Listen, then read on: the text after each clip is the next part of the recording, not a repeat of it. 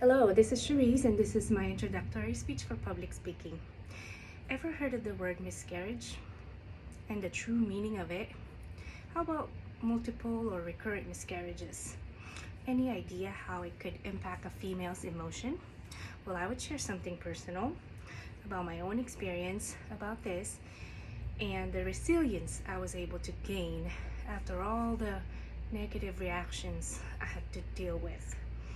Miscarriage is still considered a taboo in our society, but the more I personally go through them and the more I hear about other women's experience, the more I realize that it's actually happening more than we know.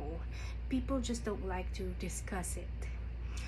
So a woman like myself with childbearing age and ready to start my own little family, establish my own little family, but just to be thrown out with challenges of losing multiple pregnancies, it could cost a roller coaster in my emotions and my mental health.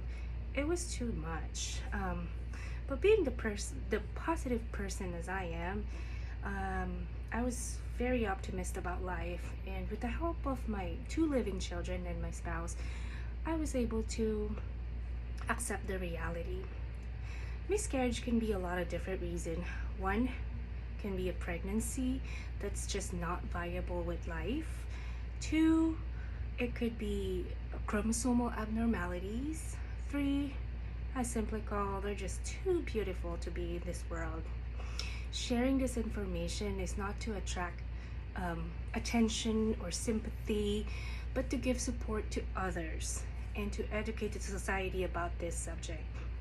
My initial experience with losing a pregnancy was the heaviest in my heart to carry, and this is when I was about approximately close to 3 or 4 months when I went in for my regular visit, and then the doctor just told me that the heart had stopped.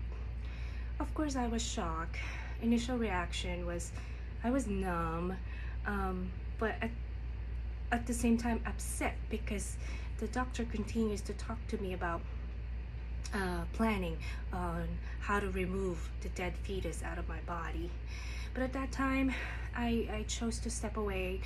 I asked to leave the clinic and discuss this with my spouse, and I was able to grieve, and I was able to accept the fact, the reality that this is the first time I'm losing a baby. And then a year had passed.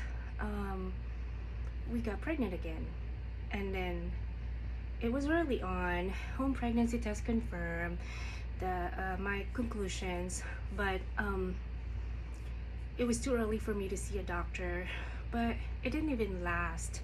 I think after a week after I confirmed the pregnancy through home pregnancy test, I started having cramping again and bleeding, and I knew at that point that I'm about to lose another baby, which I did that same day. But then here we go again. I took some time to grieve, and once again just carry on with my life. So the following year, you guessed it, I'm pregnant again. But this time I felt strongly connected with this one, and I felt like it will continue to be a normal pregnancy. So we continue to monitor the advances of this pregnancy. But once again, the ultrasound shows just a gestational sac without any growing fetus inside it.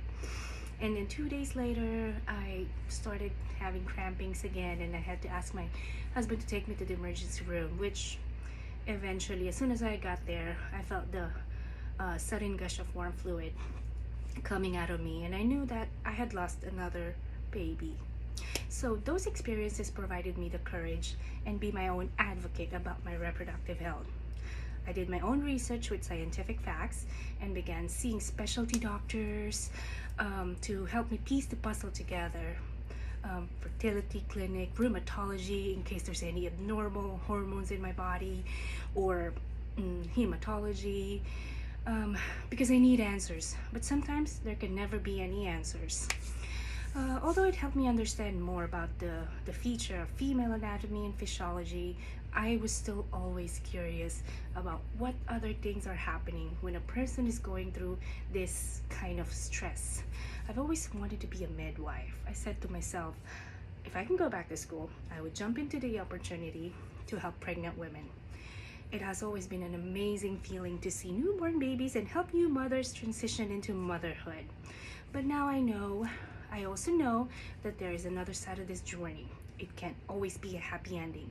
But if someone can understand what a person is going through, I can attest that it won't be easy, but it's possible to cope.